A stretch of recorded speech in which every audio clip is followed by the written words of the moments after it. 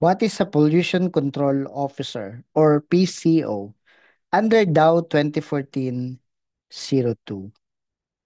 A pollution control officer is a technically competent individual accredited by DENR Environmental Management Bureau. The PCO is responsible for ensuring that an establishment complies with environmental laws and its implementing rules and regulation. The PCO manages pollution sources and implements sustainable practices.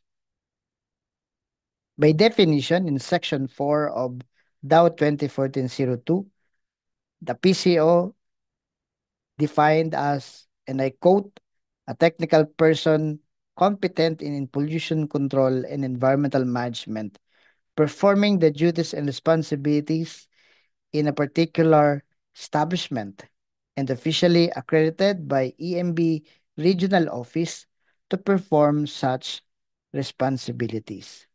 Five key responsibilities of a PCO.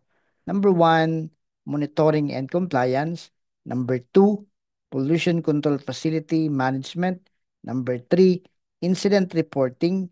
Number four, liaison and coordination. And last but not the least, number five, training and awareness.